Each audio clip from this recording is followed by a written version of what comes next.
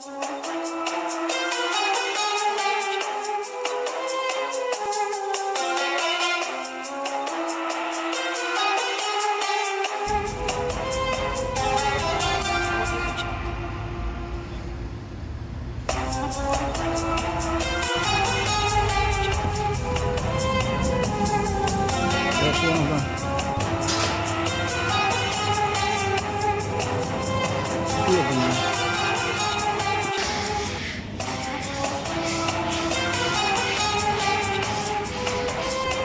there, can I have one cappuccino, please? A regular.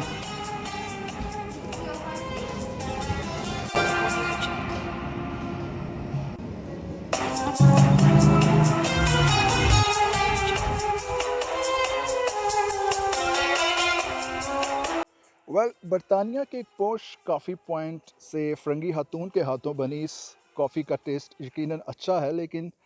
आज हम बात करेंगे एशिया या मोर स्पेसिफ़िकली पाकिस्तान में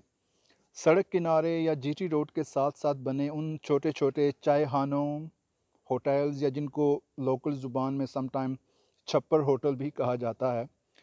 उनके बारे में बात करेंगे और उनके कुछ इंटरेस्टिंग फैक्ट्स को डिस्कस करेंगे।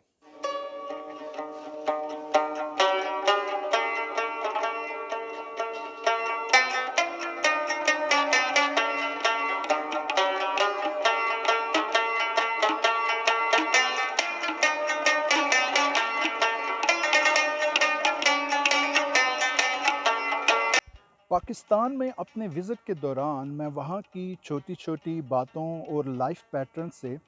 उस ईस्टर्न विज़डम की तलाश में रहा जो बज़ाहिर तो बड़ा मामूली या सादा नज़र आता है, लेकिन ज़िंदगी की बड़ी बड़ी हकीकतों का पता दे जाता है। अपनी एक लास्ट वीडियो में हमने डिस्कस किया था पाकिस्तानी ट्रक्स या गाड़ियों के पीछे लिखी उन छोटी छोटी तहरीरों के बारे में, जो बज़ाहिर तो बड़ी मज़हका अंगेज़ और मामूली नज़र आती हैं, लेकिन अगर उनका बगौर मुशाहिदा या मुतालिया किया जाए तो ज़िंदगी के बड़े बड़े असबाक छुपे होते हैं उन तहरीरों में। उसी तरह आज हम डिस्कस करेंगे पाकिस्तानी सड़कों या जीटी रोड के साथ साथ फैले उन छोटे छोटे मामूली चाय खानों, होटल्स का या जिनको छप्पर होटल भी कहा जाता है। वो भी एक बड़ी इंटरेस्टिंग जगह है और चीज़ है। अगर वहाँ आप थोड़ी देर क़याम करें और वहाँ के तौर अतवार का मुशाहिदा करें तो बड़ी इंटरेस्टिंग थ्योरीज़ देखने को मिल जाती हैं आपको। जैसे एक चाय खाने के मेन बोर्ड पे लिखा है कि नशा चाय का, कलाम बुल्ले शाह का, आवाज़ नुसरत की और ठोकरें ज़माने की। अब इस तहरीर से आसानी से पता चल जाता है कि उस होटल का जो मालिक है उसने अपनी ज़िंदगी की महरूमियों और ठोकरों से तंग आकर अपनी एक पसंदीदा चीज़ जो उसको खुशी देती थी, चाय, उसका ढाबा खोला और अपने पसंदीदा सिंगर जो नुसरत फ़तेह अली खान साहब हैं, उनकी आवाज़ में बुल्ले का कलाम उस ढाबे पर टेप रिकॉर्डर पर बजाया जाता था और बड़ा वजद भरा कलाम होता है वो, और उसके साथ आपको लजीज़ चाय जो है वो सर्व की जाती है। और वो साहब अपनी इस ज़िंदगी में इस पैटर्न से बड़े खुश और मुतमिन थे। अब इसी तरह एक और साहब से मुलाकात हुई सड़क किनारे, जो एक छोटे से ढाबे पर खड़े समोसे फ्राई कर रहे थे और बड़ी अच्छी कलरफुल किस्म की टी शर्ट पहनी हुई थी और उनके चेहरे पर एक बड़ी सी मुस्कुराहट भी थी। तो मुझे पता चला कि ये जो साहब हैं ये समोसे बेचते हैं, ये इनका ढाबा है छोटा सा, और इसके साथ इनको फ़िल्म्स देखने का भी बड़ा शौक़ है। तो मैंने वैसे ही अपनी दिलचस्पी के लिए उनसे चिट चैट करने के लिए उनसे पूछा कि जी भाई, खुश हो, मुतमिन हो अपनी ज़िंदगी से? तो उसने बड़ी सी मुस्कुराहट के साथ बावाज़ बुलंद कहा, जी सर जी, मुतमिन हैं। ज़िंदगी में खुश होने के लिए चाहिए ही क्या, 2 वक्त की रोटी और चंद अच्छी फ़िल्में। तो ये उसकी ज़िंदगी की पूरी थ्योरी थी। दिन को वो अपने रिज़्क़ कमाने के लिए समोसे फ्राई करके बेचता था, 2 वक्त की रोटी कमाता था, और रात को घर जाने के बाद अपनी कोई पसंदीदा फ़िल्म लगा के देखता था। ये उसकी एंटरटेनमेंट थी, और फिर शायद अपने आप को तसव्वुराती तौर पर उस फ़िल्म का हिस्सा समझता था, और फिर दिन भर की थकन से चूर वो आराम से सो जाता था और सुबह फिर उठकर इसी सीक्वेंस को रिपीट करता था और अपनी ज़िंदगी में मुतमिन और खुश नज़र आता था। ये बहुत बड़ी मुस्कुराहट उसके चेहरे पे थी जब वो समोसे फ्राई कर रहा था, और लगातार मुस्कुराहट वहीं रही जितनी देर मैं वहाँ रहा।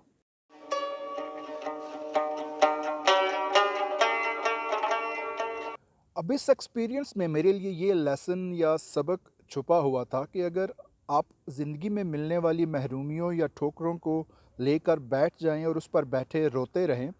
उसकी बजाय अगर आप अपनी ज़िंदगी की महरूमियों को अपने सीने पर एक तमगे की तरह सजा लें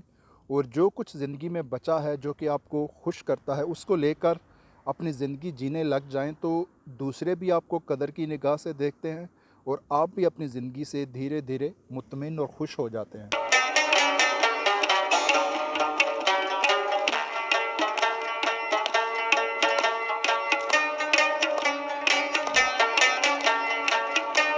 जीटी रोड किनारे फैले इन छप्पर होटल्स या छोटे छोटे चाय खानों पर आपको